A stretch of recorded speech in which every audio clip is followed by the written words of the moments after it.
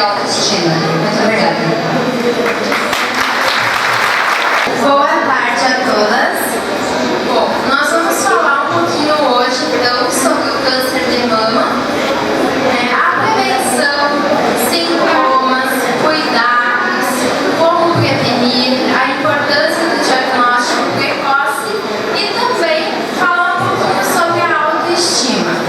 Vamos começar, então, falando um pouquinho sobre a história e o objetivo do Outubro Rosa.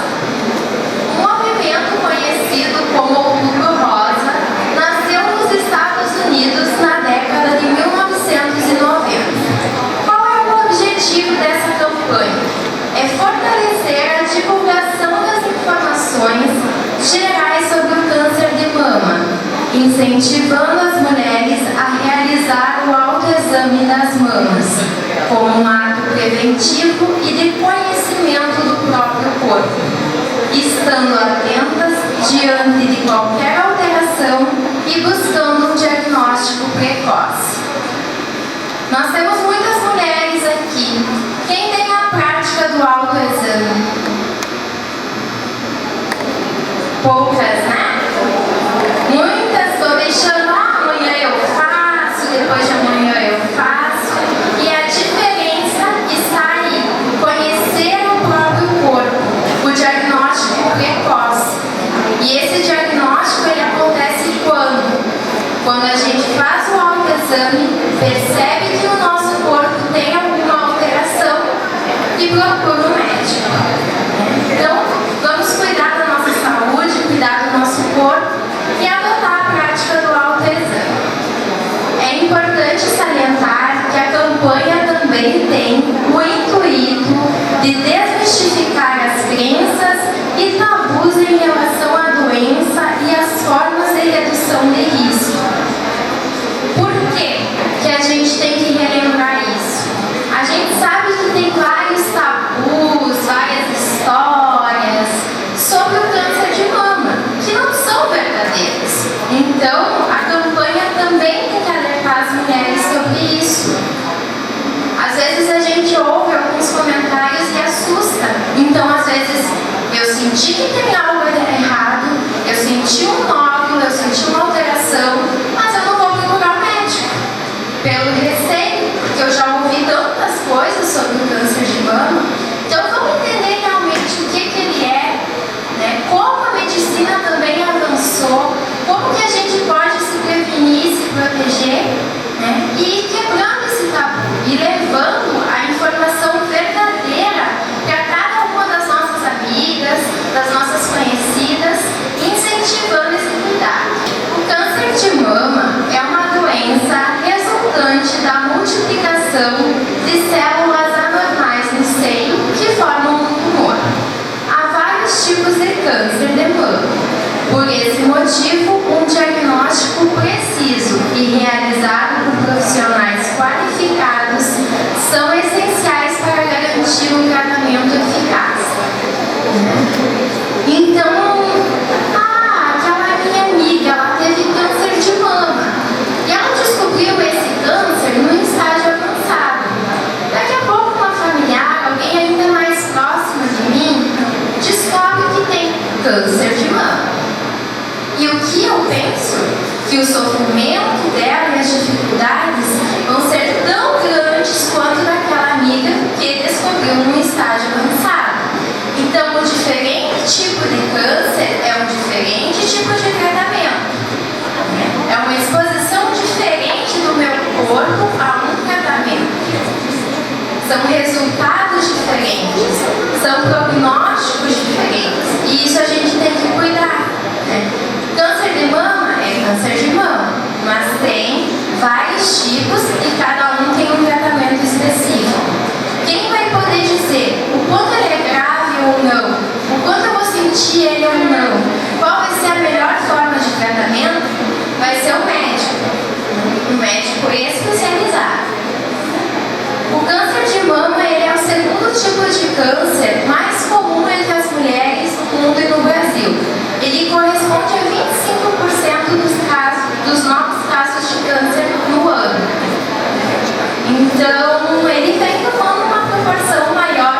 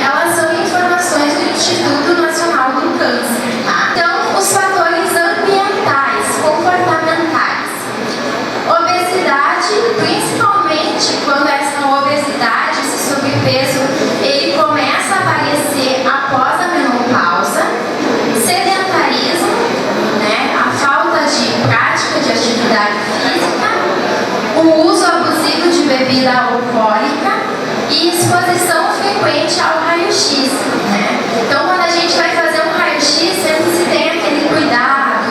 A gente vai levar um filho para fazer o raio-x, tem que acompanhar, a gente coloca o colete também, né? Mas tem mulheres que trabalham diretamente fazendo o raio-x. Então, essas mulheres, elas têm que trabalhar por um período de tempo menor, devido às consequências que a exposição à radiofrequência pode trazer.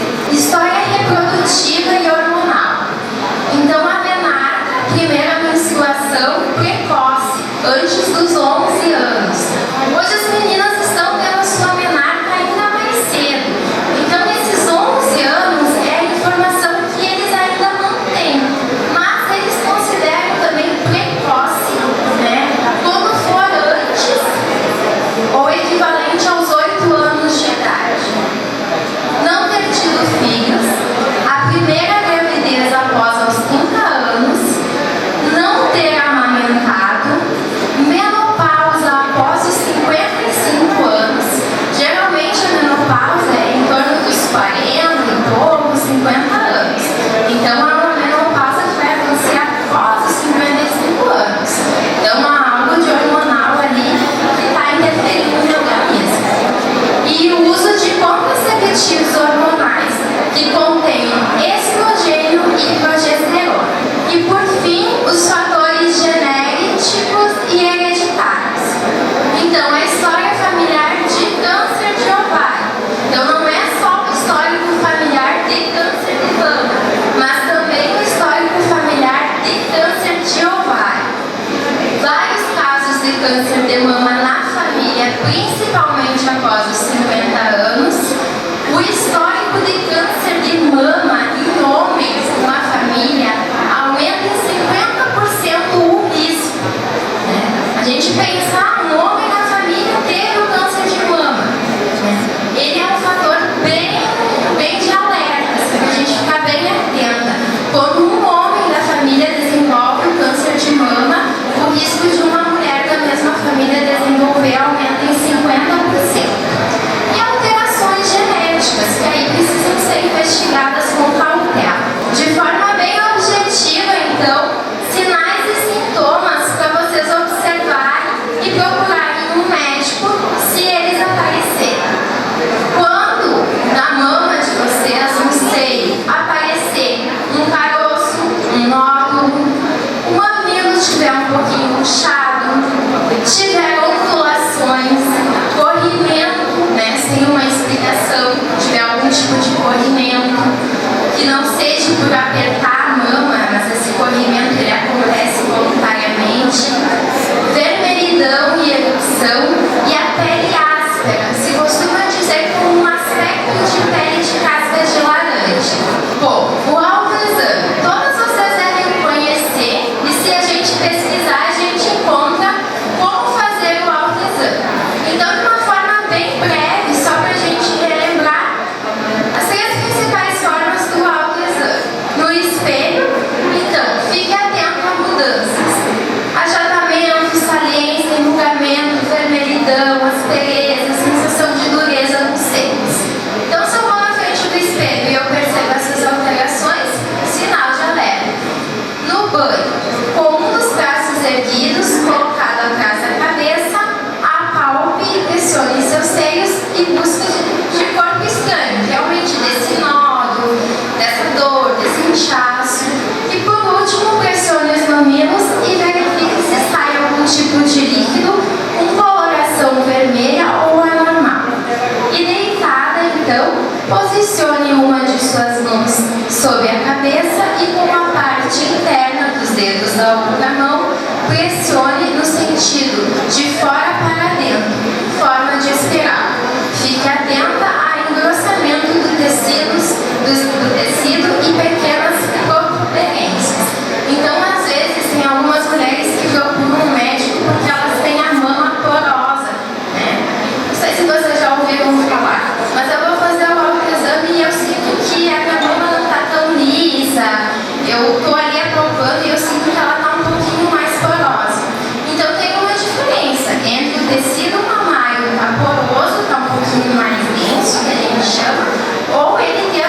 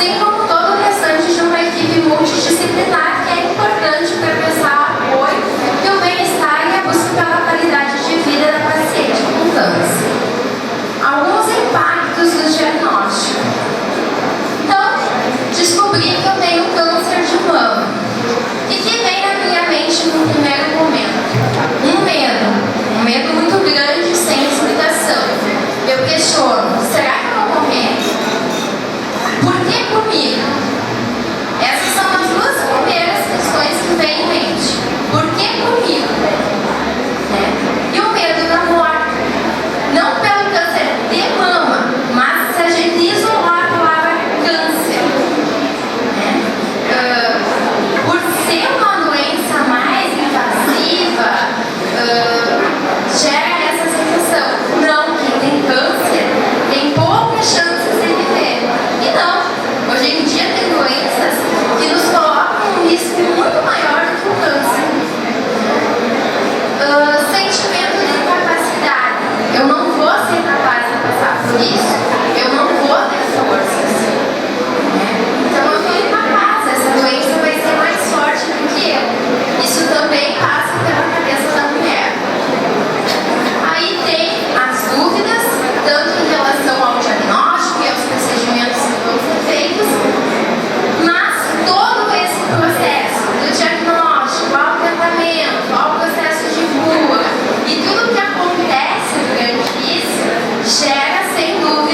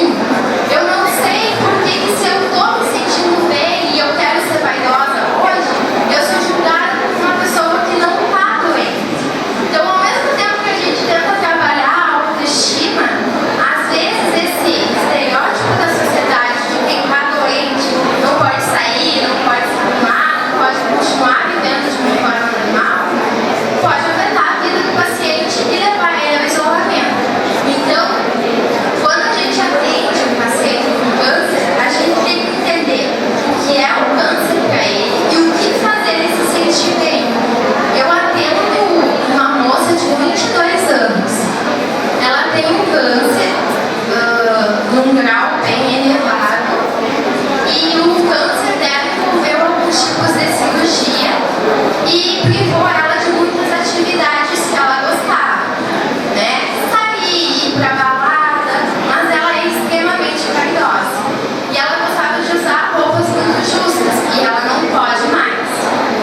Aí o que eu orientei pra ela? Que antes da cirurgia ela usasse o máximo possível as roupas justas que ela gostava, mas que ela fosse preparando o guarda-roupa dela com outros decotes, outros modelos de roupa que valorizassem o corpo dela, né?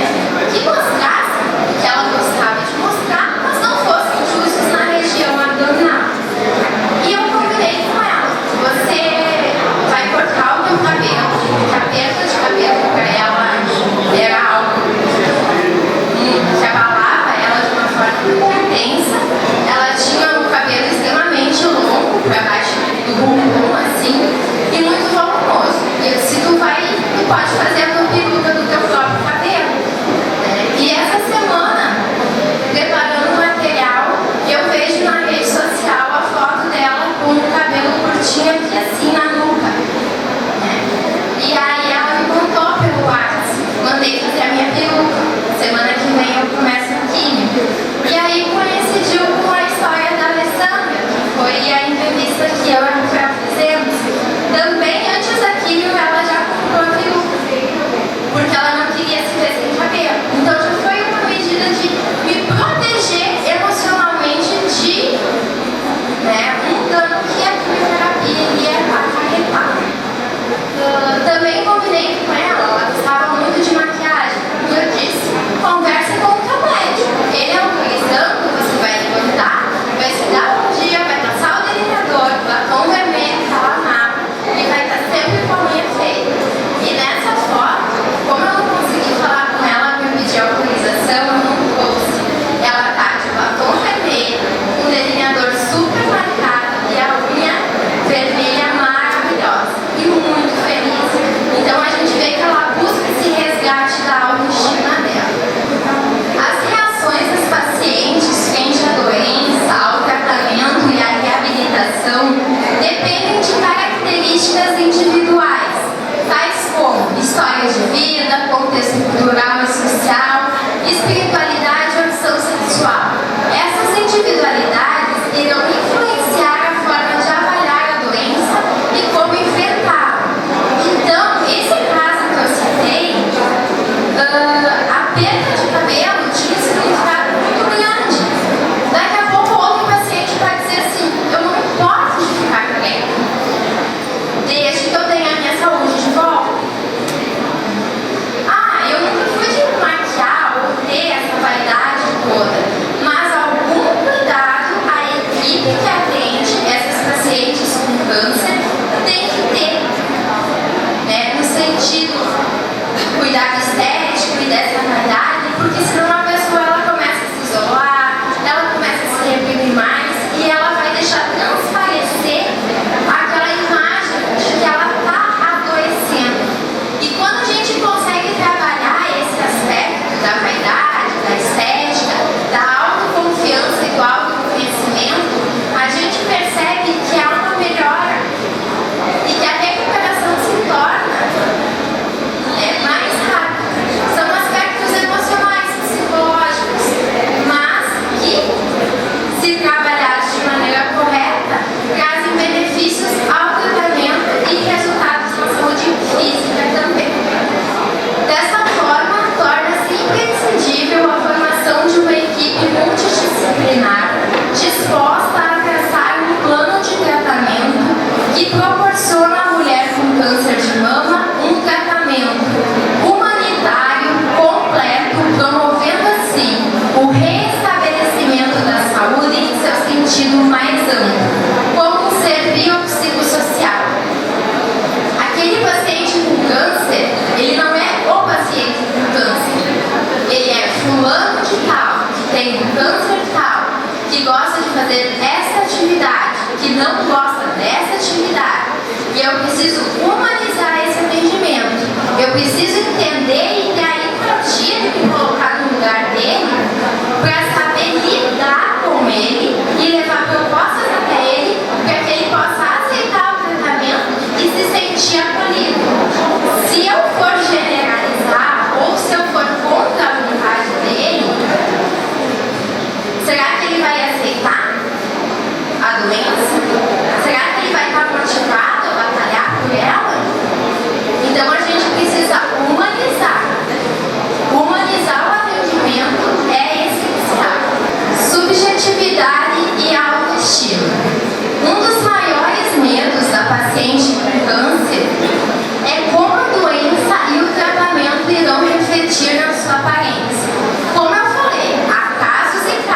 Por isso eu trouxe aqui subjetividade e autoestima. Né? O significado de autoestima para mim pode ser diferente do significado de autoestima para muitas outras de vocês que estão aqui. Então a gente tem que entender o que é a autoestima para cada paciente. Tá? Mas, no geral, se a gente for buscar pesquisas e estudar sobre isso, há uma preocupação muito grande da paciente de como que o câncer vai interferir na sua aparência. A queda do cabelo, a perda, o ganho de peso, a possibilidade de retirada da mama refletem diretamente na autoestima feminina, porque o seio é um sinônimo de feminilidade. O cabelo também, né? Quanto mais bonito tiver o cabelo, mais feminina eu sou. Quanto mais bonito tiver o corpo, mais bem vista eu vou ser. Né? Então são rótulos de beleza que a sociedade impõe. Então a gente tem que saber trabalhar com essas questões. E cada mulher vai lidar de uma forma diferente com tais situações. E compreender a decisão de cada uma e trabalhar a vaidade e a estética com elas, a partir dessa necessidade é que vai trazer os benefícios. Então eu não posso impor. Teve ações muito bacanas, como o cabelaço. Né? Então, muitas mulheres agradeceram e agradecem até hoje a ação do cabelaço, porque elas conseguem, né, ter acesso a uma peruca. Mas outras mulheres gostam de pegar turbantes e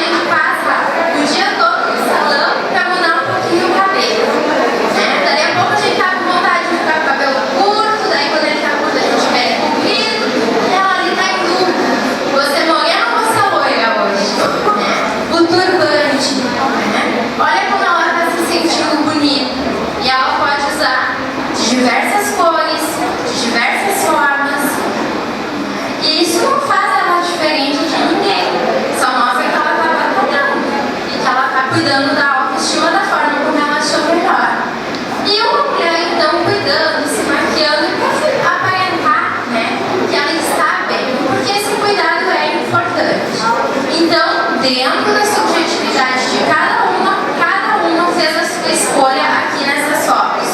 Eu opto por não usar turbante nem peruca, mas por me maquiar. Eu opto por mostrar o meu corpo do jeito que ele realmente está. E é isso que me faz sentir bem. Bom, aqui tem uma foto então da Alessandra, que foi a entrevistada. Ela é sócia proprietária do restaurante Tonesco, no centro aqui de Frederico. Ela tem 35 anos. Ela relatou para nós que no final do ano passado, cadê o Rafa? Perdi o Rafa.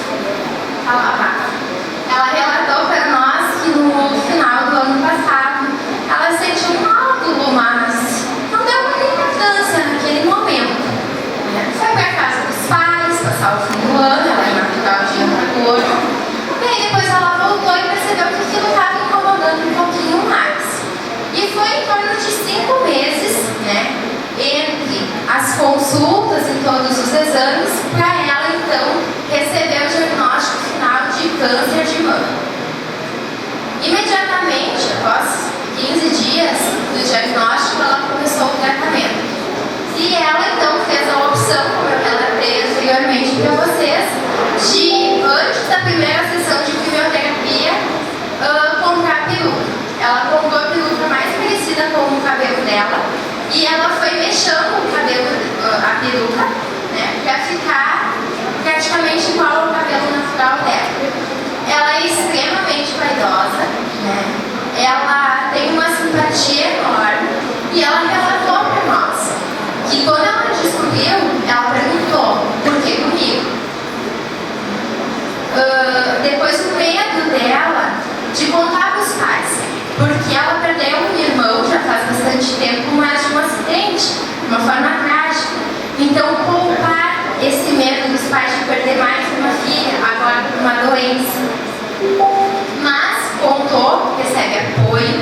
Quando ela vai fazer as quimioterapias de Passo Fundo, ela vai a Antagorda visitar eles. E ela tem apoio total do irmão, que é quem reside com ela aqui. E ela diz: ele é o meu alicerce, ele é o meu tudo. Então ela começou e ela começou a perder o cabelo na casa dos pais. Lembro que o Rafa pediu: foi uma escolha tua perder o cabelo lá? E ela disse: não, foi por acaso.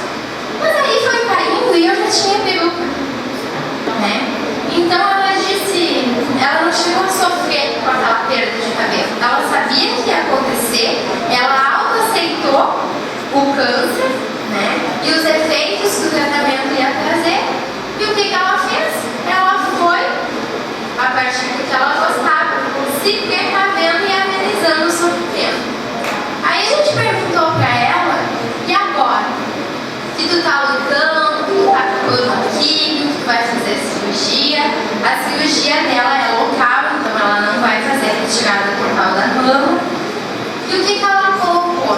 Ela colocou algo que, se a gente for também ler sobre o câncer, os pacientes geralmente colocam: eu aprendi a valorizar as pequenas coisas e aproveitar a vida.